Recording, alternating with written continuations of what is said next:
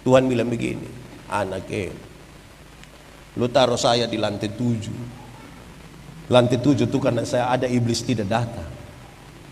Lu tidak taruh saya di lantai 1, lantai 2, lantai 3. Karena itu iblis tahu engkau sendiri, makanya dia datang di situ. Apa maksud dari kisah ini? Banyak orang pikir dia tinggal sama-sama dengan Tuhan, tapi dia tidak mempercayakan semuanya bersama-sama dengan Tuhan. Ada orang punya kamar doa tuh ada di rumah. Bagus kan kalau ada kamar doa.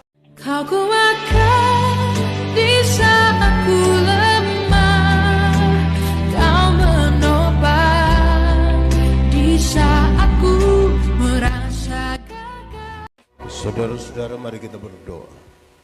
Ya Tuhan Allah, kami mohon kepadamu, kuatkanlah dan teguhkanlah iman kami, supaya waktu di mana kami belajar firman Tuhan hari ini biar menjadi waktu terbaik buat kami. Kami mohon kepadamu Tuhan, jauhkan semua penggoda pencobaan, biar dalam damai-Mu kami belajar firman Tuhan. Kami rindu pada firman-Mu. Berfirmanlah bagi kami Tuhan, di dalam nama Yesus, firman yang hidup itu kami berdoa. Amin. Bapak Ibu Saudara-saudara, Shalom. Dalam sukacita kita malam hari ini, tema kita, ini tema untuk perayaan Paskah, tak terpisahkan dari kasih Kristus. Sebuah refleksi dari surat Roma pasal 8 ayat 38 sampai ayat yang ke-39. Dan saya akan bacakan buat kita. Roma pasal 8 ayat 38 sampai ayat yang ke-39. Firman Tuhan berkata demikian. Sebab aku yakin bahwa baik maut maupun hidup, baik malaikat-malaikat maupun pemerintah-pemerintah, baik yang ada sekarang maupun yang akan datang, atau kuasa-kuasa, baik yang di atas maupun yang di bawah, ataupun sesuatu makhluk lain, tidak akan dapat memisahkan kita dari kasih Allah yang ada dalam Kristus Yesus Tuhan kita. Demikian firman Tuhan. Berbahagia setiap orang yang mendengar firman, memelihara dan melakukan dalam hidup setiap hari. Shalom. Kuat sedikit. Shalom. Yang di luar shalom. Semuanya shalom. Biar saya tetap di sini saja supaya lebih gampang dilihat oleh semua, karena ada juga yang di luar. Saudara-saudara, saya kira kita semua familiar dengan ini. Apa yang dapat memisahkanku dari kasih-Mu, Tuhan, sahabatku, kelaparan, ketelanjangan, tak satu pun tak. Saudara tahu lagu ini kok? Tahu? Kalau tahu pulang baru menyanyi. Tapi saya mau sampaikan kepada saudara, ketika saudara tadi ada yang sampai tutup mata dan mengatakan apa yang dapat memisahkan kita dari kasih Kristus, kelaparankah? Saudara supikir baik-baik. Supikir baik-baik bahwa nanti kelaparan pun tidak akan pisahkan kita dari kasih Kristus. Sudah pikir. Jadi lapar juga tidak apa-apa. Biar miskin tidak apa-apa. Saya lihat saudara ragu-ragu sekali untuk mengatakan itu. Kenapa hal ini saya mulai di awal saudara-saudara? Karena ini hanya bisa diucapkan oleh orang-orang yang beriman. Teks ini berkaitan sekali dengan sebuah keyakinan iman. Yang tidak beriman tidak usah pakai perasaan untuk omong di sini. Karena ini hanya pernyataan orang beriman. Paulus mengatakan ini karena dia sungguh-sungguh mengalami sesuatu dengan Tuhan. Paulus bilang penderitaan ringan yang saya alami tidak dapat dibandingkan dengan kekekalan yang Tuhan sudah kerjakan buat saya. Paulus bilang penderitaan-penderitaannya itu ringan-ringan. Saya coba periksa sejumlah hal yang menjadi penderitaan Paulus. Satu, Paulus pernah tenggelam di laut. Ringan. Supaya kalau ada yang bilang ringan, coba ikut saya weba. Saya lepas dia di situ baru dia tahu ini ringan atau berat. Paulus pernah di penjara, ringan. Paulus pernah dicambuk. Dalam tradisi cambuk Romawi itu satu kali hukuman cambuk kena pukul 39 kali. Di ujung cambuk itu ada semacam gading yang melengkung begini. Jadi kalau dia kena diisi, dia tarik bawah satu kali. Ringan.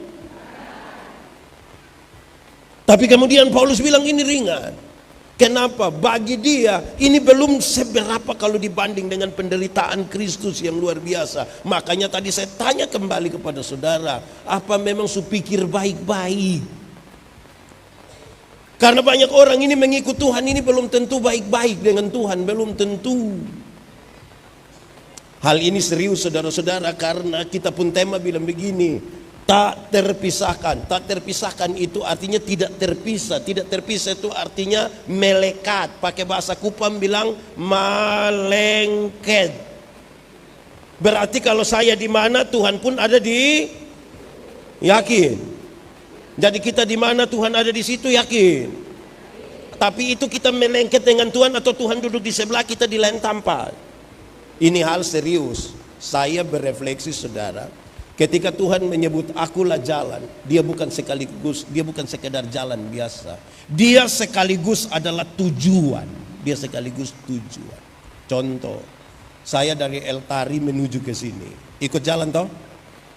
Waktu saya sampai di Getsemani, jalan di depan masih penting kok tidak buat saya? Waktu saya sampai sini itu jalan raya di depan masih penting buat saya tuh. Kalau begitu dia sekaligus menjadi tujuan. Ada banyak orang berjalan bersama-sama dengan Tuhan untuk kepentingannya, tapi Tuhan tidak menjadi tujuan. Jadi kalau kita bicara dengan pasti bahwa kita belum tentu terpisahkan dari kasih Kristus, saya kira itu rugi. Saya kasih contoh.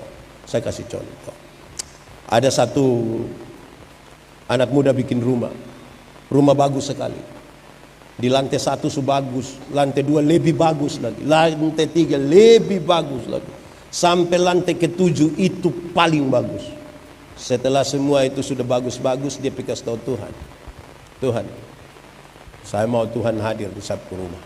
Oke, orang datang dengan Tuhan sama-sama. Rupa-rupanya dia sudah siap yang paling bagus untuk Tuhan. Dia kasih Tuhan itu di lantai 7 karena fasilitas terbaik ada di lantai 7. Lalu saudara tahu, malam hari itu cerita-cerita habis dengan Tuhan, dia bilang Tuhan naik kau tidur sudah.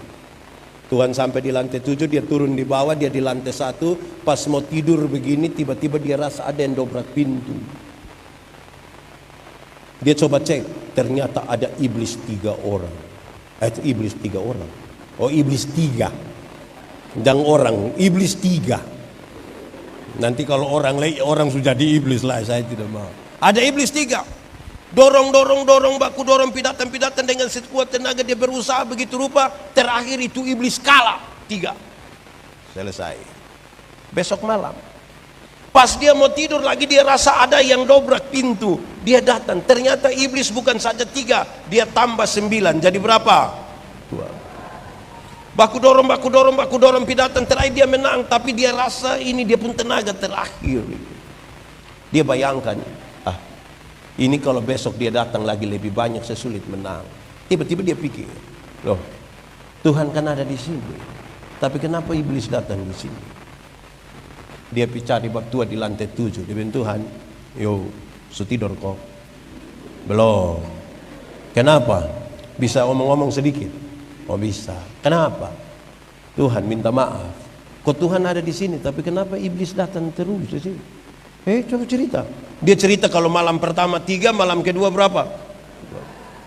Harusnya kalau Tuhan ada di sini kan iblis tidak usah ada di sini. Tapi kenapa iblis ada di sini? Tuhan tanya itu di lantai berapa? Lantai 1. Tapi di lantai 7 tidak ada. Oh iya. Bapak bisa ceritakan sedikit kenapa?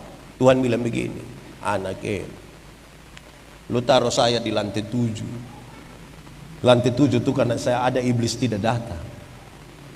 Lu tidak taruh saya di lantai 1, lantai 2, lantai 3. Karena itu iblis tahu engkau sendiri, makanya dia datang di situ. Apa maksud dari kisah ini? Banyak orang pikir dia tinggal sama-sama dengan Tuhan, tapi dia tidak mempercayakan semuanya bersama-sama dengan Tuhan.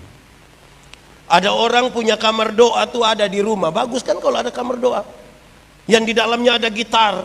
Itu gitar tidak boleh menyanyi kisah kasih di sekolah, hanya boleh lagu saya mau ikut Yesus. Bagus kan? Tapi Tuhan dia hanya taruh di dalam kamar doa. Di ruang tamu Tuhan tidak ada. Di kamar tidur Tuhan tidak ada. Di semua tempat Tuhan tidak ada kecuali di kamar doa. Hasilnya yang lebih berkuasa di itu rumah bukan Tuhan. Dia yang berkuasa. Saya tambah satu. Saudara lihat bahwa kalau Tuhan ada bersama-sama dengan kita dalam rumah kita, aman kok tidak? Aman kok tidak? Yakin aman. Saya mau kasih tahu saudara, kalau Tuhan ada di sebuah rumah, Tuhan ada di saudara rumah, suami-suami akan takut pukul istri. Istri takut maki suami. Kenapa? Karena Tuhan ada. Saya kasih contoh. Suami-suami, istri-istri kalau bertengkar, itu kalau pendeta datang saja dong perasaan. Betul kok tidak? Itu baru pendeta. Ada ribut, maki, segala macam. Tiba-tiba pendeta bilang, "Shalom, selamat malam, untuk kuju baik." "Shalom Bapak." Aduh, shalom. Aduh, shalom Bapak. Mari, aduh. Mari Mama, mari Teh. Aduh, mari. Itu baru pendeta. Apalagi? Jadi kalau Tuhan ada di rumah saudara, setiap kali suami terlalu marah, kau mau tampeleng di pu istri, dia bilang, untung baik ada Tuhan.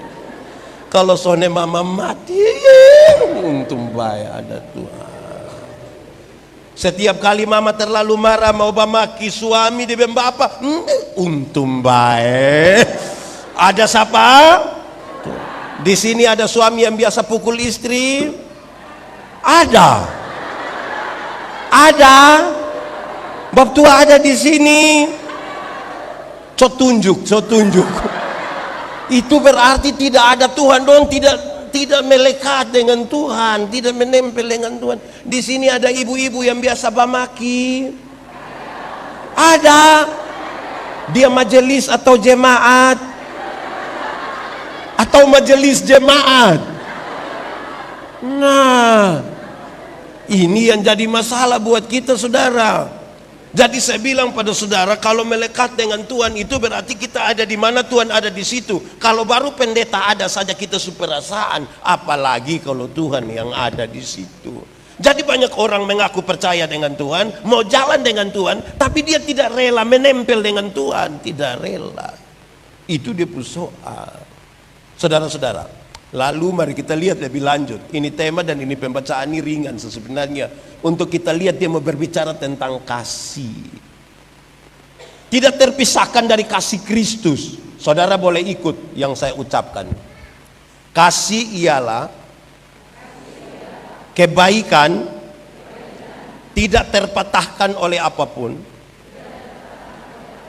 Tidak berubah menjadi kebencian. Saya ulangi. Kasih ialah kebaikan tidak terpatahkan oleh apapun, tidak berubah menjadi kebencian. Oke, sekarang saya mau tanya saudara, karena begitu besar kasih Allah akan dunia ini, amin. Berarti Tuhan Allah mengasihi dunia, amin. Apakah dunia mengasihi Tuhan Allah? Apakah dunia mengasihi Tuhan Allah? Tidak. Lalu apakah karena dunia tidak mengasihi Tuhan Allah, Tuhan berhenti mengasihi dunia? Saudara lihat, tidak terpatahkan oleh apapun. Lalu apakah karena dunia itu tidak mengasihi Tuhan Allah, lantas Tuhan benci terhadap dunia? Jadi kalau saudara mengaku punya kasih dan dekat melengket dengan Tuhan, sama-sama. Kasih ialah kebaikan tidak terpatahkan oleh apapun, tidak bisa berubah menjadi kebencian. Ini dia pun soal. Saya mau tanya saudara pernah dengar ini kalimat kok tidak? Ketika saudara terlalu baik dengan satu orang, lantas dia tunjuk dia pun sifat asli, dan saudara tidak suka, lantas saudara bilang begini, "Saya terlalu sayang kamu, tapi mulai saya tahu lupu sifat begini, maaf." Setiap kali lihat lupu muka tuh saya pernah dengar itu kalimat? Atau sendiri omong? Itu bukan kasih, itu egois. Kasih ialah kebaikan tidak terpatahkan oleh apapun, tidak pernah bisa berubah menjadi. Itu yang membuat kalau orang mau ada di dalam kasih, orang bertanya, kasih Tuhan itu seperti apa? Yang tadi, kebaikan tidak terpatahkan oleh apapun dan tidak berubah menjadi kebencian. Sekarang selanjutnya kita akan mendefinisikan itu lebih dalam untuk kita memahami siapa kita sesungguhnya di hadapan Tuhan. Saudara-saudara, pertanyaan paling besar dalam teks ini dan tema ini adalah, lalu untuk apa Tuhan mengasihi saya dan saudara? Lalu untuk apa Tuhan mengasihi saya dan saudara? Sebab apa? Karena jawabannya sejak semula Tuhan telah mempersiapkan damai sejahtera bagi kita. Sejak semula. Sejak awal Tuhan mempersiapkan. Kalau saudara baca teks sebelumnya, dia bilang begini, Tuhan turut bekerja untuk mendatangkan apa? Bagi siapa? Bagi umat manusia.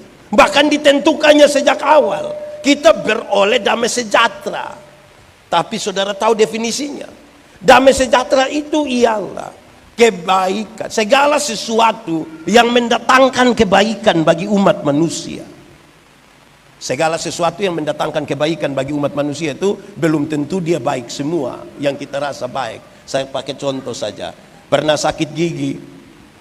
Saudara pernah sakit gigi? Sakit gigi enak atau tidak? Itu orang lain yang menyanyi juga kita tersinggung kan kalau sakit gigi. Kalau siapa sakit gigi, kalau saudara pernah alami, siapa yang waktu sakit gigi dia putar air gula baik-baik baru dia kumur. Dia bilang, kenapa pakai air gula? Pak, rayu ini virus, ini ulat supaya dia jangan gigit-gigit kita biar pakai air gula. Begitu bisa. Dia tambah sakit atau kurang sakit? Tambah sakit. Jadi yang untuk mendatangkan kebaikan belum tentu semuanya manis. Ada juga yang tidak baik. Saudara pernah demam, malaria pernah minum obat malaria, manis. Yang suka pahit boleh angkat tangan. Oh, mama suka pahit, daun pepaya, tapi kehidupan pahit tidak mau toh. Jadi yang mendatangkan kebaikan itu saudara, belum tentu semua itu baik bagi kita. Saya perlahan-lahan ingin menyampaikan ini. Kenapa saudara-saudara? Karena banyak orang bilang tidak terpatahkan dari kasih, tidak terpisahkan dari kasih Kristus itu hanya kata-kata semata. Belum tentu itu menjadi sebuah pengakuan iman bagi seorang anak yang sakit. Kalau dia sakit, apa kerinduan dari dia mama, dia bapa? Kalau ada anak kecil sakit, kerinduan terbesar dari dia mama bapa adalah sembuh. Ini anak mau pakai cara apa saja, yang penting mau suang hijau, yang penting sembuh. Mau apapun yang penting sembuh. Sebagai pendeta saudara, kita jalan-jalan, pendeta, yo singgah dulu di rumah sakit. Kenapa? Ini sakit lah, itu sakit lah. Oke, semua sakit. Kita pergi, pas sampai dan bilang, tunggu dulu, kita doa dulu, Pak Pendeta so ada. Pas kami doa habis, kami berdoa habis, dia pu istri langsung bilang, Pak ini obat. Nah kalau memang obat sebegini suruh saya berdoa untuk apa? Mulut kita berkata tentang Kristus, kita berdoa, tapi pengakuan kita tidak pada Tuhan. Amin. Di Getsemani ada yang sedikit-sedikit bilang darah Yesus berkuasa, Yesus tolong, tapi pengakuan kita tidak pada Tuhan. Saya lahir besar di Soe. Kalau saya cerita tentang Soe, saudara percaya atau tidak? Saudara percaya atau tidak? Kalau saya lahir besar di Soe, lebih banyak cerita tentang Surabaya. Saudara percaya? Percaya atau tidak? Kenapa saudara tidak mau percaya? Oh, saya Soe sekali. Oke, kalau begitu selanjutnya saya mau bilang begini. Ada banyak orang mengaku anak Tuhan, tapi mulutnya lebih banyak mengakui tentang setan. Contoh, dia jalan kok ada pohon besar satu tegoyang di situ. Itu pasti di siku mana juga ada. Oh, mulut bicara Tuhan, pengakuannya di setan. Akhirnya dong pakai doa pitebang itu pohon. Ini tuh setan ini. Jadi harus tanya baik-baik. Nanti sakit sedikit pasti setan. Dia pulang, mama sakit ya. Tadi mama makan di mana? Lama-lama kita tuduh semua orang yang ada di Sikumana. Betul? Di sini ada yang tukang tuduh. Dia ibu-ibu kok bapak-bapak. Ada di sini. Dia pakai baju warna hitam. Berarti dong. Saudara, jadi kita ini mengaku kita terlalu banyak bicara tentang Tuhan, tapi tidak menyatu dengan Tuhan. Mulut kita justru mengaku iblis pun kelebihan, tapi kita mengaku ini anak Tuhan ini. Itu jadi soal. Saudara tahu, kekristenan itu pun kelas ada 3. Nanti kita lihat kita ada di Kristen bagian mana. Pertama, Kristen yang pertama itu beragama tapi tidak beriman. Ada agama tapi tidak beriman. Ini penting. Kenapa? Ini Indonesia sekali. Ini NTT sekali. Kenapa? Di luar negeri agama tidak masuk dalam struktur berbangsa bernegara. Di Indonesia agama jadi bagian dalam ini negara. Mau jadi PNS, ASN harus ada agama kok tidak? Mau jadi polisi agama kok tidak? Mau jadi pendeta harus ada agama kok tidak? Mau jadi anggota dewan harus ada agama kok tidak? Akhirnya semua orang menjadi beragama, tapi belum tentu beriman, belum tentu. Apalagi kalau kita bicara tentang kekristenan di NTT, yang bawa tuh siapa? Yang bawa penjajah. Pendekatannya feodal, paternalistik. Datang berdiri di sini siram saja. Siapa kena Kristen? Menjadi beragama semua kan? Beriman belum tentu. Sama juga yang kita pu anak dong. Kamu katekisasi kok tidak? Berapa lama? 1 tahun ikut semua? Atau mama bantu telepon pendeta kok izin? Semua menjadi beragama tapi belum tentu beriman. 1 baptis semua baptis. Padahal dia kasih tahu biar Pak Pendeta, kita semua sudah tinggal nenek sah. Ini nenek sah. Nenek nilai sedikit mati jadi bapak baptis memang sebelum dia mati. Menjadi Kristen toh, tapi beriman belum tentu. Itu kekristenan yang kelas paling bawah. Ada agama tapi belum tentu itu tidak mungkin melengket dengan Tuhan, tidak mungkin. Kedua, bertobat tapi tidak berbuah. Itu kelas 2. Sudah bertobat tapi tidak. Orang yang bertobat tapi tidak berbuah itu di mana-mana dia hanya omong. Waktu tahun 1970 pindah pisatu lah dia bangun lagi. Waktu tahun 1970 pindah pisatu lah dia bangun lagi. Waktu tahun 1970. Satu saat dia baru mau bangun orang bilang 1970 sudah. Betul. Di sini juga ada yang bersaksi hanya tentang masa lalu ada 1970. Saya mau tanya saudara, Tuhan bekerja di 2018 kok tidak? Di 2018 Tuhan bekerja kok tidak? 2019, 20, 21, 22. Nah kenapa 1970 terus, 1970 terus? Jadi kita hanya melihat di masa lalu. Dia tidak ada masa depan. Dia sedikit-sedikit hanya masa lalu. Akhirnya itu jadi buat dia makan puji. Itu sulit melekat dengan Tuhan, gampang terpisahkan. Kesaksian sudah jadi untuk urusan kesombongan diri. Yang ketiga itu kelas paling tinggi. Yang ketiga itu adalah berbuah. Yang ketiga itu apa? Berbuah. Dalam hal inilah Bapakku dipermuliakan, yaitu jika kamu berbuah dan buahmu tetap. Kalau Tuhan dipermuliakan itu kita mesti Sekarang saya bertanya pada saudara, tolong jawab. Berbuah bagi Tuhan gampang kok susah? Berbuah bagi Tuhan gampang kok susah? Susah kok gampang? Gampang kok susah? Kok susah-susah gampang? Itu tidak ada jawaban. Berbuah bagi Tuhan itu gampang. Titik. Kenapa gampang? Karena ranting yang melekat pada pohonnya, buah keluar dengan sendirinya tanpa disuruh. Di sini ada orang yang bisa perintah ranting berbuah. Cukup melekat kepada pohon, buah keluar dengan sendirinya. Yesus pokok dan tinggallah di dalam. Sekali lagi,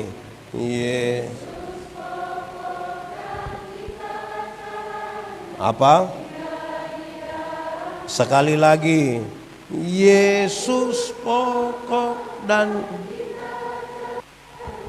tinggallah di dalam. Pasti apa? Apa? Apa? Melekat kepada Tuhan, buah keluar dengan sendirinya. Banyak orang Kristen tidak melekat kepada Tuhan, tapi rindu berbuah. Akhirnya dia pembuah ada, tapi buah plastik. Pernah lihat pisang plastik? Biasa makan. Hanya pakai foto toh. Iya. Jadi kalau mau berbuah, melengket kepada Tuhan, melekat kepada pohonnya, buah keluar dengan sendirinya tanpa disuruh. Dari kecil itu lagu sudah ada. Tapi berapa orang mau untuk melekat kepada Tuhan? Itu kan persoalan kita sebagai orang-orang percaya. Susah sekali. Yang sekolah tahu, yang cari makan di kayak ada pohon ini, yang cari makan di pohon itu apa? Akar. Terus akar kirim pi mana? Daun. Di daun ada proses apa? Foto. Ya. Terus dia kirim ke mana? Ranting. Ranting berbuah tanpa disuruh. Mau supaya Tuhan Allah dimuliakan, berbuah. Saudara akan berdoa, Tuhan biarlah kemuliaan Tuhan terjadi di sini. Berhenti berdoa begitu. Melengket kepada Tuhan, melekat kepada Tuhan, buah keluar. Kalau mau supaya Indonesia penuh kemuliaan Tuhan, berbuahlah bagi Tuhan. Kalau mau Kota Kupang penuh kemuliaan bagi nama Tuhan, berbuah bagi Tuhan. Kalau mau rumah tanggamu ada kemuliaan bagi nama Tuhan, berbuah bagi Tuhan. Begitu. Baru kita bisa memahami ini, tidak terpisahkan dari kasih Kristus. Kasih Kristus terlalu luar biasa, saudara.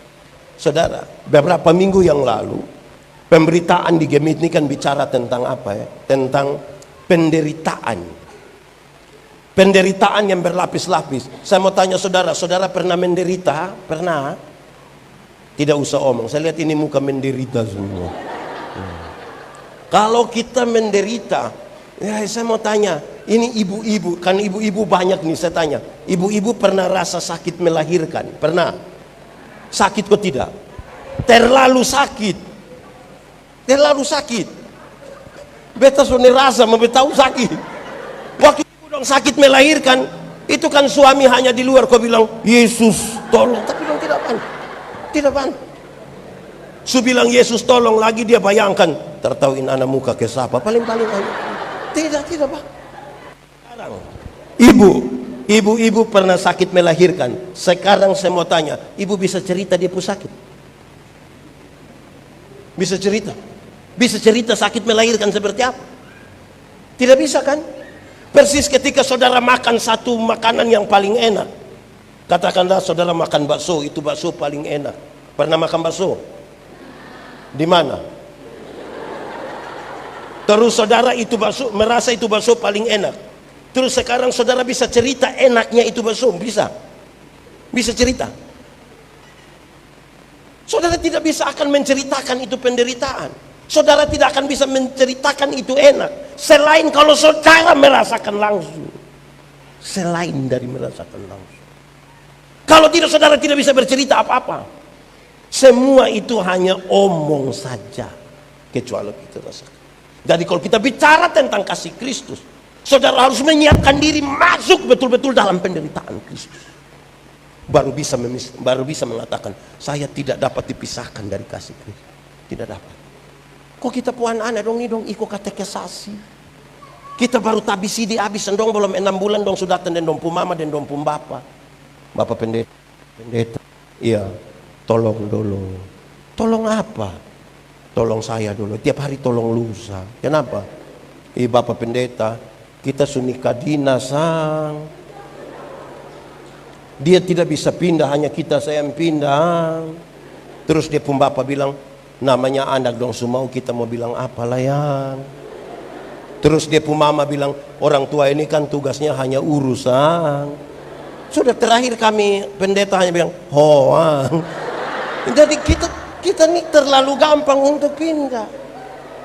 Saya baru dihubungi oleh beberapa orang. Untuk kasih tahu dompu anak. Karena mau nikah dengan orang di agama yang lain. Terus bilang, Pak Pendeta, kok kita kan sama sang. Jadi waktu mau dampingi saya bilang, bapak dan mama itu, bapak dan mama pu anak, tolong kasih tahu memang dia, atau bapak dan mama mesti tahu sejak awal bahwa orang yang sementara jatuh cinta sulit untuk dinasehati, sulit.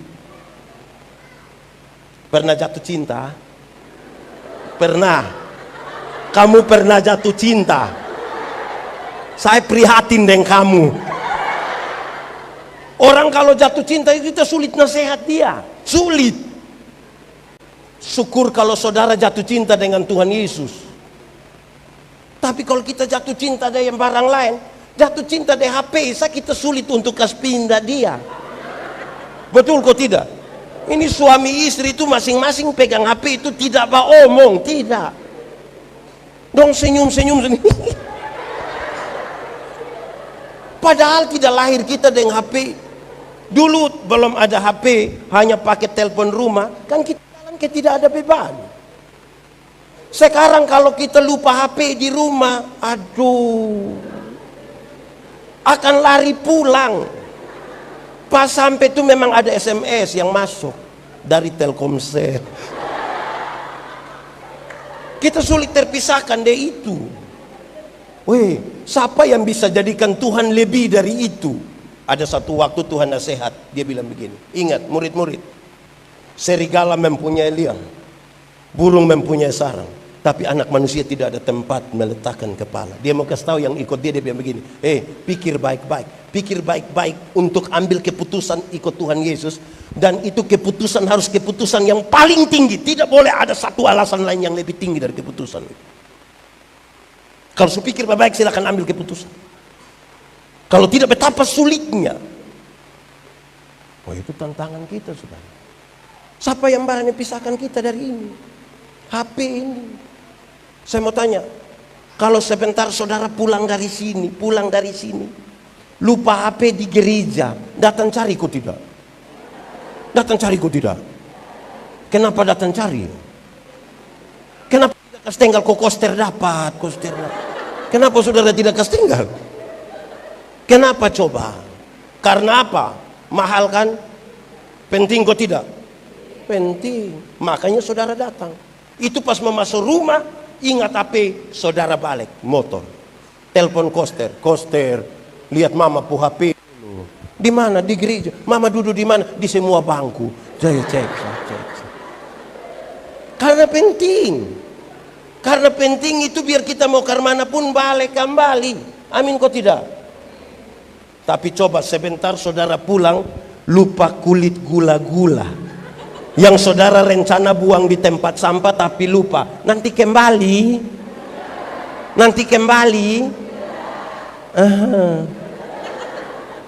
Jadi tergantung seberapa mahalnya Tuhan di kita pu hidup. Kalau dia mahal, kalau dia penting, kita tidak mungkin terpisahkan. Saudara tahu, saya pernah kasih contoh di sini. Berdoa itu bicara dengan Tuhan. Amin. Betul. Sopan kok tidak? Betul. Coba besok ikut gereja.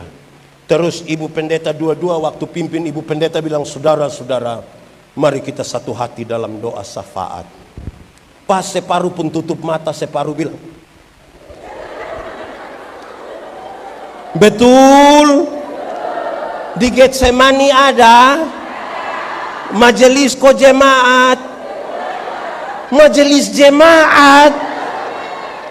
Saudara mau terpisahkan kok tidak terpisahkan ini? Kalau penting kok mama dong ini nonton sinetron yang belum nonton habis tahu dia pu hasil akhir. Pindah kok tidak? Ada pindah kok tidak? Tidak pindah toh? Tapi doa dong bisa pindah. Wih, ini saudara lebih cinta sinetron, bukan Tuhan Yesus. Dong undang kita syukuran di rumah. Pendeta pi khotbah, terus tengah khotbah pendeta bilang, saudara-saudara, kita nyatakan syukur bersama-sama dengan keluarga di dalam doa syukur, di dalam doa syafaat. Pas kita mau tutup mata begini, ibu-ibu dong bangun kok langsung jalan saja. Bahkan baku ajak lebih, langsung di belakang ini. Sampai belakang yang ketua dapur itu sen ibu-ibu di belakang bilang, sudah syafaat. Ini siap. Kuah tadi suka panas, padahal hanya kacang brenibol. Di sini ada yang ketua dapur, yang mana? Ini juga bertobat sudah mama. Baru kuah kacang saja memisahkan kita dari berdoa, baru kuah kacang. Mama pendeta dua-dua, saya ini tidak tahu. Saya tidak tahu di Getsemani itu seperti apa. Tapi karena saya melayani di seluruh gemit, saya kelilingin gemit ini semua. Saya kadang-kadang aneh. Terakhir saya pendeta jemaat sekarang. Kalau ibadah syukur begitu. Ada hal yang menarik. Waktu ibadah sedikit orang. Pas makan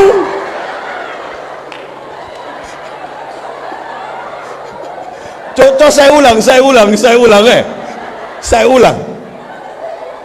Waktu ibadah sedikit orang. Amin. Pas makan tambah kok kurang. Oh, berarti kita sama. Kadang-kadang dompu rumah itu di samping tanpa ibadah. Terus istri bilang di suami, papa, sudah dong, sudah, masih ibadah. Hai. Pernah dengar itu kalimat? Atau sendiri omong? Lebih lihat kau bertobat sudah. Jangan omong terlalu banyak soal kasih Kristus. Kalau hal-hal begitu kita tidak ikut. Saya punya potongan video satu yang beredar cukup luas, orang suka mengganggu saya. Ketika saya bilang, memang yang paling banyak dikorbankan itu Tuhan. Tuhan yang paling banyak kita korbankan. Kalau jam 5 pesta, jam 5 ibadah, pilih mana? Jam 5 pesta, jam 5 ibadah, pilih mana? Pilih mana? Pilih pesta kok ibadah, ibadah kok pesta, pesta kok ibadah. Pilih pesta juga tidak apa-apalah. Jangan terlalu rohani juga. Yang menjadi soal itu bukan kita pilih pesta atau ibadah. Alasan kita memilih itu yang biasa jadi masalah. Kalau kita tanya, Bapak, kenapa tidak pilih pesta, tidak pilih ibadah, sama pilih pesta? Dong biasa bilang, aduh, tuan rumah undang langsung. Kalau tuan rumah undang langsung, perasaan kok tidak? Wih, itu kita pun perasaan. Wih. Tuan rumah undang. Tapi kalau saya yang tanya dan jawab begitu, Bapak, kenapa tidak pi ibadah ma pi pesta? Minta maaf Pak Pendeta, tuan rumah undang langsung. Oh, Bapak mau Tuhan undang langsung? Di sini ada yang mau Tuhan undang langsung? Ada. Supaya kita minta Tuhan undang dia sekarang. Wih, kita ini memang aneh betul. Saudara, waktu COVID baru pertama kali buat kok gereja tutup kira-kira 2 tahun lalu. Pas 2 tahun lalu mulai COVID, ada pengumuman untuk beribadah di rumah. Waktu kami mulai persiapan, hari Sabtu saya bilang saya punya istri, Mama, minta tolong Simon dulu kau ambil mimbar ya. Simon itu koster di Agape. Bilang Simon bawa mimbar di rumah supaya besok kita ibadah. Ibu pendeta bilang tidak usah. Tidak usah kenapa? Besok kita tidak ibadah. Ibadah. Lalu kenapa tidak mau kasih Simon bawa itu barang? Terus ibu istri bilang saya, Papa pendeta? Oh iya. Bapak, besok itu buka Bapak pun kolar ini, Bapak pun jubah itu. Besok itu Bapak seorang kepala rumah tangga yang mau pimpin istri dan anak-anak untuk ibadah. Bapak bukan sapa-sapa besok selain kepala rumah tangga. Besok kami mulai ibadah. Waktu masuk dia punya lagu pertama, saya lihat saya punya istri menangis. Pas habis ibadah saya tanya, Mama, tadi saya lihat waktu mulai Mama menangis. Boleh cerita sedikit? Ibu bilang begini, saya ingat ketika gereja mula-mula berdiri, orang-orang sangat sulit dapat kesempatan beribadah, sangat sulit. Secara politik, secara sosial, dorang sangat-sangat tertekan, sangat sulit dapat. Mereka kalau beribadah tuh harus sembunyi dari satu rumah ke satu rumah, dari satu rumah ke satu rumah. Dalam kesempatan makin terbuka gedung kebaktian makin banyak. Orang mulai meninggalkan ibadah-ibadah di rumah dan pergi ke gereja. Akhirnya banyak orang bisa jadi pendeta, penatua, diaken bagi orang lain per rumah. Tapi dia tidak bisa jadi pendeta, penatua, diaken, pengajar bagi rumahnya sendiri. Kita lebih sibuk untuk urusan-urusan di dalam gereja, tapi di rumah tidak bisa. Saya bayangkan, oh memang betul ada 1-2 orang ketika bilang, liturgi gereja Sukirim, yang pimpin ibadah Bapak. Nah ini Bapak dong, ini kan tahu sendiri toh. Pas mama de anak susiap habis, Bapak datang terakhir. Bapak pakai batik rapi. Pas Bapak pun masuk begini, anak-anak do langsung ya, wih. Pas anak-anak bilang, wih Bapak tuh, nah bosong ibadah sendiri sudah bersetan tuh. Bab tua langsung tersinggung. Itu bab tua ada juga di Getsemani. Dia paham apa? Jadi betapa saudara lihat ibadah ini kok jadi masalah. Tapi saudara mau bicara tentang tidak terpisahkan dari kasih Kristus. Kalau saudara pernah mencintai, atau nanti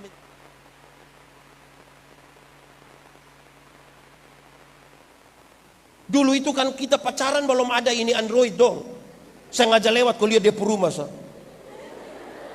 Itu ke hati gembira. Itu baru lihat. Kalau saudara pernah mencintai, suka baomong dan dia kok tidak? Baomong. Kalau saudara tidak terpisahkan kalau baomong, banyak orang saya uji saya pun diri, saya uji dan sejumlah orang. Saudara, ada yang susah tidur kok? Ada yang di rumah susah tidur? Ada. Mau tahu dia pun jalan keluar supaya bisa tidur? Mau? Di gereja. Saudara ini nonton TV biar sampai jam 2 pagi sulit mengantuk kan? Coba ikut gereja. Pas penatua bangun kau bilang, pembacaan hari ini Mam Tuhan. Bapak ibu saudara-saudara yang dikasihi, langsung betul kok tidak? Kenapa nonton TV kita tidak mengantuk, pas dengar firman kita mengantuk? Karena apa coba? Ini kan soal kita suka kok tidak suka. Kalau kita suka itu kita pun mata begini. Itu tanya semua orang. Tapi pas tidak suka. Jadi kalau saya khotbah, orang mengangguk itu, saya lihat Bapak, anggukan itu ada 2. Pertama itu kalau dia pun tempo tetap, oh mantap itu, mantap. Apalagi kalau dia bilang mantap. Tapi kalau dia pun tempo berubah, turun lambat, naik agak cepat. Kalau dia pun cara turun begini, itu jantan, itu dia tidak dapat apa-apa. Di sini juga ada yang kalau dia dengar khotbah itu dia sengaja kayak memikirkan dalam atau dia cek itu parah. Itu parah. Jadi kalau ada susah tidur, pi mana? Ini obat tahu baik kok tidak nanti coba.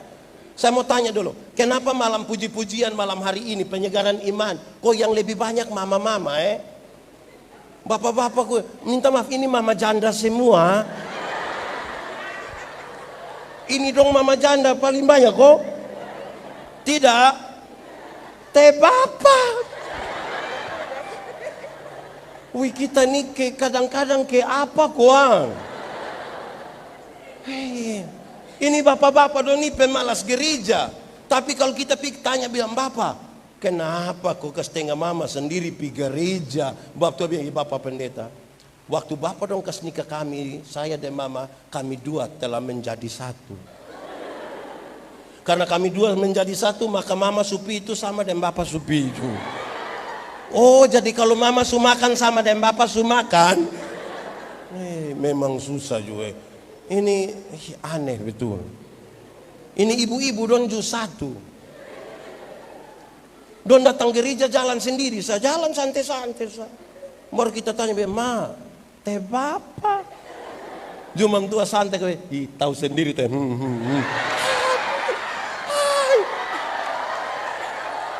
Su tahu suami begini, kenapa kawin dan dia? Kenapa? Aduh, ada yang salah di kita bu hidup. Tapi bicara bilang tidak akan terpisahkan. Omong kosong itu. Betul kok? Mama-mama, betul? Teh papa? Wih, aneh kita bu hidup ini saudara. Tapi kita bicara tidak terpisahkan dari kasih Kristus. Itu datang dengar firman belum soal yang tadi yang kelaparan kau, ketelanjangan kau, tak satu pun, tak satu pun. Sudah diamjang lanjut. Itu penting. Pak Semniti cerita saya kisah ini. Ada dua keluarga, satu punya anak perempuan, satu punya anak laki-laki. Yang punya anak perempuan datang ke yang laki-laki kasih tahu, kakak, hari Minggu begitu kakak tolong jemput kakak pu Adinona kok antar pi sekolah Minggu Iya. Hari Minggu itu anak laki-laki jemput yang perempuan buat pi sekolah Minggu. Sampai di sekolah Minggu yang nona masuk kok ikut sekolah Minggu, yang laki-laki main kelereng di luar kok tunggu. Pulang dong pulang sama-sama. Beranjak jadi remaja ikut katekisasi, yang laki-laki tetap jemput, tapi sampai gereja yang nona ikut katekisasi, yang laki-laki duduk kok isap rokok di luar. Rupa-rupanya dorang dua jodoh, dorang dua menikah. Setelah menikah yang perempuan terpilih jadi majelis gereja. Hujan, angin, guntur, kilat dimanapun, bapak tua setia antar dia pu istri. Tapi sampai sana, ibu masuk kok pimpin di dalam, bapak tua main kartu dan kawan don di luar kok tunggu. Satu saat dong mati-mati sama-sama. Dalam perjalanan menuju surga, Simon Petrus berdiri memang di pintu surga. Lihat dia punya istri datang, Simon Petrus bilang, Mama Shalom, mari silahkan masuk. Lihat dia punya istri masuk, yang suami juga cepat-cepat mau. Pas suami mau masuk, Simon Petrus bilang, Bapak sabar dong, Bapak sabar dong. Dia punya suami bilang, sabar, kenapa? Bapak sabar sedikit. Hei, yang masuk itu saya punya istri. Betul, itu memang Bapak punya istri. Tapi dari itu hari kan Bapak antar-antar satu. Jadi ini hari Bapak antar saya. Bapak pu tempat yang di sebelah sana yang api menyala itu. Saya mau tanya, tadi ada suami yang antar saja. Terus ada kasih tahu bilang kalau su habis na WA kok dia jemput ada. Ada. Pulang kasih tahu Bapak bilang ada salam dari Simon Petrus.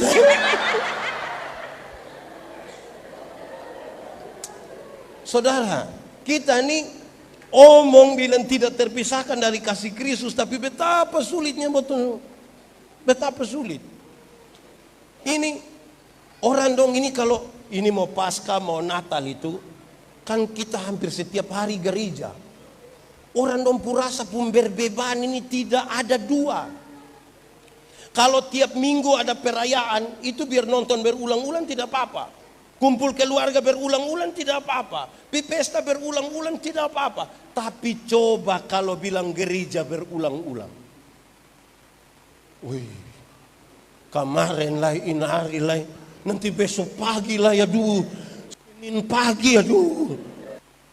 4 kali nih kita rasa ke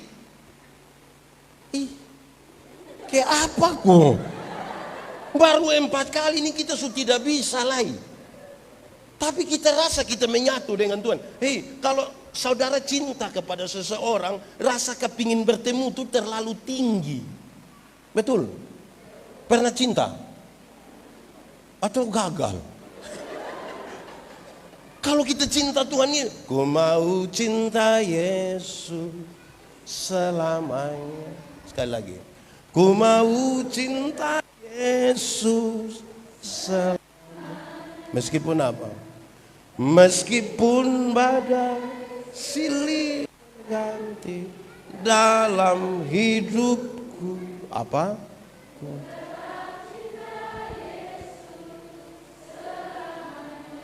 Saudara yakin begitu?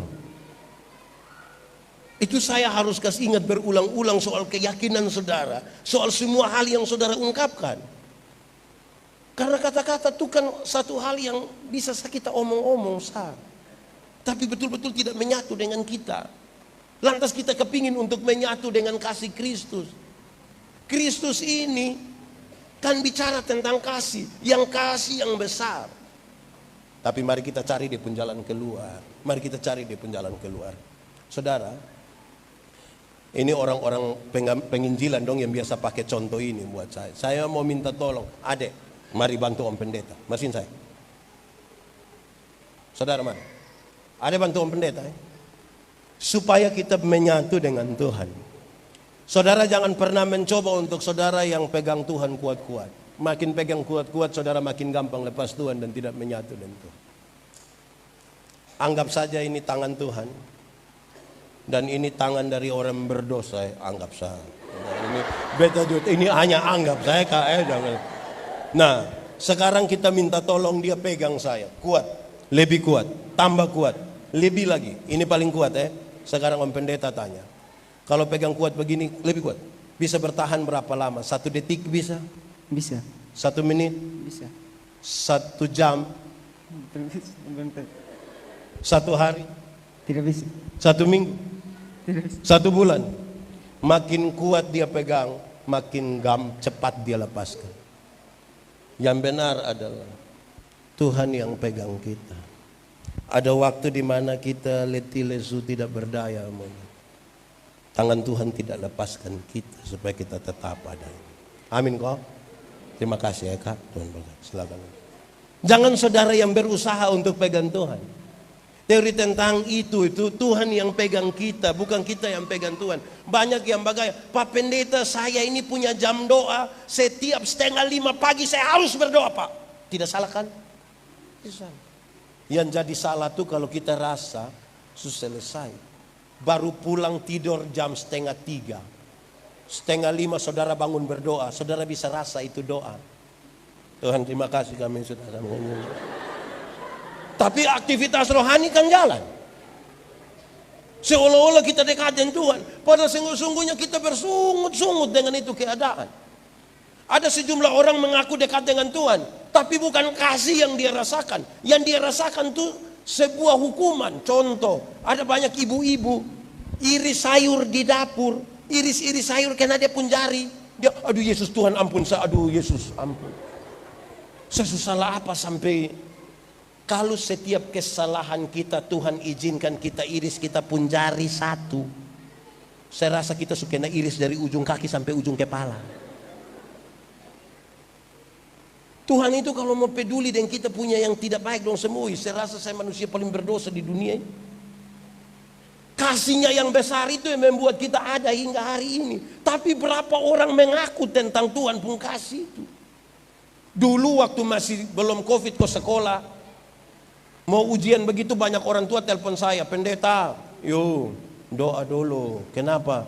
Laki-laki ini mau ikut ujian Bapak mah berat. Oke, suruh dia belajar sambil kita dukung doa suruh dia belajar. Di luar dugaan ranking 1 nilai paling tinggi. Bikin syukuran di rumah, undang pendeta. Waktu pendeta sampai pendeta bilang, dari ke mana? Woi Bapak, ranking 1. Woi luar biasa. Memang kami keturunan orang pintar-pintar semua. Nah kok yang tadi bilang berat-berat itu siapa? Jadi waktu susah itu Tuhan. Nanti kalau kita nih kadang-kadang memang Bapak Mama nanti pulang tolong kok ibadah di rumah. Pulang ibadah saat di rumah. Bapak mama kau rasa itu penting, nah pulang ajak istri kau ibadah. Memang ada tantangan, cuma coba hari pertama aman, hari kedua aman, hari ketiga aman, masuk hari keempat bapak bilang di mama, biar mama, iya, coba mama deh anak-anak dong teh papa pun pinggang kenapa kok mama. Masuk hari kelima mama bilang bapak coba kita lepas anak dong sendiri, jangan sampai kita dua ada tuh yang dong terpaksa ikut. Hari keenam bubar itu ibadah. Supaya coba kok bubar. Nah ini yang jadi soal. Jadi kasih kok Tuhan bantu atur kita baik-baik. Amin kok. Jangan kita juga paksa diri kok atur Tuhan. Saudara. Yang paling penting dalam tidak terpisahkan dengan Tuhan itu adalah membiarkan seluruh pikiran dan perasaan kita Tuhan yang atur. Itu sekaligus menjadi doa. Banyak orang bisa berkata-kata dengan Tuhan tapi belum tentu membiarkan pikiran perasaannya Tuhan atur. Belum tentu. Kenapa harus kasih pikiran Tuhan atur? Saya mau kasih saudara, pikiran Tuhan hanya ada di sini, tapi kalau Tuhan tidak pegang kita liar ini pikiran, liar. Kita bisa duduk di sini, maka kita pun pikiran mangkali ada di jalur 40. Mangkali di Pengkase, Oeleta. Perasaan Tuhan hanya di sini, tapi kalau tidak kasih Tuhan atur, liar. Jadi kalau mau melekat dengan Tuhan, yang paling pertama kasih pikiran perasaan.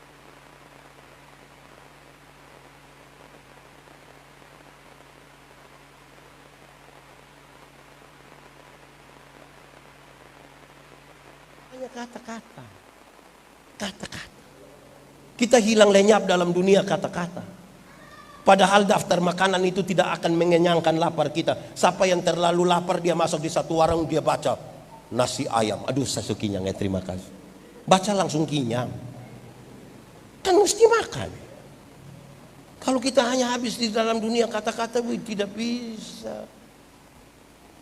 Bapak mama, makin dekat seseorang dengan Tuhan, makin dekat dia dari orang-orang yang ada di sekitarnya. Saya biasa bilang begini, ini suami-suami dong ini. Kadang-kadang mama bikin apa-apa dong tidak terima kasih. Mama siap makan pagi dong tidak terima kasih. Betul kok? Tapi kalau makan di warung ini subayar lah terima kasih lah. Kadang-kadang dong janji itu mbak besok lah saya datang. Bapak dong coba sebentar pulang, coba bapak coba. Pas mama siap makan coba bapak bilang di mama, mama terima kasih. Wih, bapak berani terima kasih di mama itu mam tua pikiran. Mam tua pemikiran hanya ditujukan pada dua hal. Pertama pasti mam tua pikir bilang, tahu roh apa naik di bawah Tuhan. Tapi yang kedua jangan sampai mam tua pikir, jangan sampai ini hari terakhir. Jadi bab tua sudah kujus. Karena kita nih beromong terlalu banyak, melakukan yang tidak lain. Ada satu istri ini, dia protes dia pu suami. Dia bilang begini, Papa, saya lihat Papa sudah berubah. Berubah bagaimana? Bapak sudah tidak sama kayak dulu waktu kita pacaran. Kok kenapa? Bapak nih dulu sedikit-sedikit Bapak sudah ajak kita makan. Nabas. Kita rumah. Sedikit-sedikit Bapak sudah ajak beli pakaian. RB. Fix sayang, fix. Nah itu, sedikit-sedikit. Bapak yang jawab fix, yang PHP ondor. Dulu sedikit-sedikit Papa datang, Papa bilang, tutup mata. Nah itu tuh. Sekarang kenapa Bapak sudah berubah, Bapak tidak begitu lagi. Bapak sudah tidak setia. Bapak tua bilang begini, Mama, coba Mama pikir. Nelayan mana yang kalau dia sudah dapat ikan dia masih buang umpan lain. Nelayan mana? Weh, mam tua simpan itu di hati dia. Malam pas mau tidur mam tua masuk kamar duluan, kunci pintu, kas mati lampu. Bab tua datang, bab tua mau buka, tidak bisa. Bab tua bilang, Mama, iya, Mama, buka dulu. Tidak. Mama, tidur di luar. Mama, Bapak di luar saja. Mama, kita dua suami istri. Coba mam tua bilang begini, Bapak, coba Bapak pikir, nelayan mana yang mau tidur dan dia pu ikan? Coba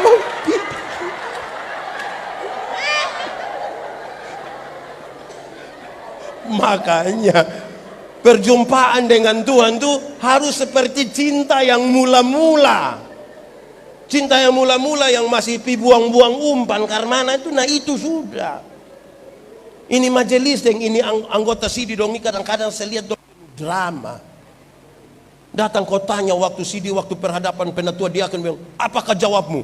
Iya, saya percaya dan berjanji. Kadang-kadang dong pakai ke menangis-menangis itu. Baru, ya saya percaya dan baru suruh foto kok kirim pi kampung. Tapi AS itu pemalas mati. Di sini juga ada. Baru kasih dia pimpin ini minggu 2 kali, saya suruh protes. Susah ada orang lain di Getsemani, hanya saya. Pernah dengar itu kalimat? Itu majelis dong ada di sini.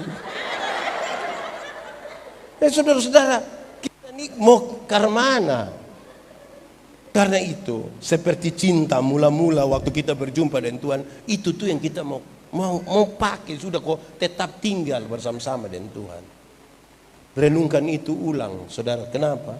Kan kita sudah terlalu jauh, hanya habis di dalam dunia kata-kata. Tantangan kita ini sudah tidak seberapa. Banyak orang bilang kepada saya, Pak Pendeta, saya berdoa sampai saya bilang sampai berhenti toh. Karena kita lagi berdoa cari yang kita mau, nah bukan yang Tuhan mau. Kita berusaha begitu rupa untuk Tuhan ikut kita pun mau. Nah karena kita mau menyatu dengan Tuhan kalau Tuhan ini. Doa itu relasi bukan kata-kata. Saya berkhotbah di sini, saya kasih tahu saudara, doa itu relasi bukan kata-kata. Relasi yang baik itu memungkinkan kita berkata-kata dengan ini. Kalau saya dan Bapak ini kami dua punya relasi, kami dua punya hubungan. Saya jalan kaki, Bapak Tua naik motor ketemu saya di jalan tanpa saya minta, Bapak Tua berhenti tanpa saya minta. Pasti Bapak Tua bilang, Pendeta, mau pergi mana? Naik, karena kami dua punya. Tapi kalau kami dua tidak ada hubungan, kami tidak ada relasi, Bapak Tua naik motor, saya jalan kaki. Ketemu saya di jalan, Bapak Tua berhenti, Bapak Tua tanya, ojek kok om? Banyak orang terlalu perhatikan kata-kata sampai sulit membangun relasi. Relasi itu yang membuat kita tidak terpisahkan. Kalau relasinya bagus, kata-katanya ringan. Menurut saudara saya ada relasi dengan sapu istri kok tidak? Saya kenal sapu istri kok tidak? Nah karena kami dua kenal, saya kalau meminta apa-apa di sapu istri, saya minta dari ringan saja. Mak, bikin teh sayang. Gelas kecil saya, gula jangan terlalu banyak, Papa takut sakit gula. Kan cara mintanya begitu. Karena kita dua tidak terpisahkan, kami dua dekat. Cara minta kan, Mak, bikin teh sayang, gelas kecil sayang. Tidak mungkin saya mau minta teh di sapu istri, saya bilang, Mama, buatlah segelas teh. Jangan terlalu banyak gula ya. Papa takut sakit gula. Itu pas habis Mam Tua tanya, lu sehat? Jadi saudara-saudara, bangunlah relasi dengan Tuhan sedemikian hingga kita berkata-kata dengan ringan untuk Tuhan. Yang dimaksud dengan kesungguhan itu, sungguh-sungguh itu kan bukan sungguh-sungguh berteriak atau sungguh-sungguh menangis. Yang disebut dengan sungguh-sungguh itu adalah sungguh-sungguh melepaskan beban. Ada beban, kita itu sungguh-sungguh. Banyak orang sungguh-sungguh berteriak, sungguh-sungguh menangis, tapi tidak sungguh-sungguh melepaskan beban. Bagaimana menyatu dengan Tuhan? Kasih kembali. Iya. Jadi saudara, saya ingin kasih tahu kepada saudara malam ini supaya jangan habis di dunia kata-kata. Kenapa? Karena jemaat Roma waktu itu berurusan dengan banyak sekali persoalan. Dong ada dalam tekanan politik dan tekanan sosial yang kuat. Banyak orang di masa pandemi ini ada yang bilang, saya bilang, Pak Pendeta, kita mau pikir jamaah Tuhan suruh kita di rumah, jadi bagaimana? Tuhan suruh lu di rumah. Alasan tidak pergi tapi pesta dia pi. Orang mati dia pi, tidak pakai masker. Aduh, cium sabu. Nah, kita sudah salah ini. Ya saudara-saudara, semoga di malam hari ini ketika kita merenungkan tentang itu, kita bercerita dengan setiap orang yang kita ketemu dimanapun, untuk kasih tahu bahwa saya tidak terpisahkan dari kasih Kristus. Karena apa? Kasih Kristus menjamin kita untuk kehidupan hari ini, untuk kehidupan di zaman yang akan datang. Itu semua Tuhan yang sertai. Kalau kita belajar dia pun pasal sebelum ini, pembacaan sebelum ini, pasal 8 ayat 26, 27, 28, 29 dia kasih tahu. Nanti roh yang akan berdoa bagi kita untuk hal-hal yang tidak terkatakan. Kenapa roh berdoa? Karena ada dua hal. Kita tidak tahu sesuatu yang akan terjadi besok. Kita tidak tahu. Atau ada yang tahu besok jadi apa? Ada yang tahu. Yang kedua, roh yang berdoa bagi kita. Kenapa? Waktu kita ada dalam masalah, kita tidak tahu mana yang paling baik yang mestinya kita ambil sebagai sebuah keputusan. Nanti kalau ini dua hal sudah kita lakukan, baru kita boleh baca di ayat 28. Sebab Tuhan turut bekerja untuk dua hal tadi. Untuk mendatangkan kebaikan. Tapi bagaimana roh itu bisa tinggal di dalam kita supaya kita menyatu dengan Tuhan? Saudara, tidak boleh ada kepahitan di sini. Ini harus dikasih lepas. Saudara, tidak boleh ada amarah, iri hati tidak boleh ada di sini.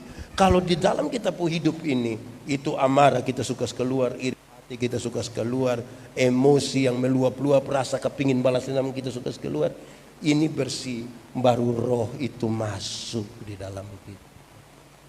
Dengan kalimat lain saya ingin mengatakan, roh tidak bisa bersatu dengan mereka yang penuh dengan kepahitan dalam hidupnya. Tidak bisa. Jadi saudara mesti cek kembali sejauh mana saudara melekat dengan Tuhan. Harus. Dan cara cek kembali itu cek di kita hati ada apa. Jangan sampai hanya ada amarah. Orang lain yang beli motor, nah kita yang tidak tidur di rumah.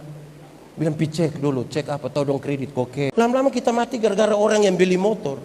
Orang beli motor kita, disubili motor.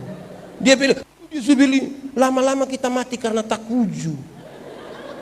Jadi bersihkan kita hati semua, Roh Kudus masuk di situ. Tuhan memberkati kita. Mari kita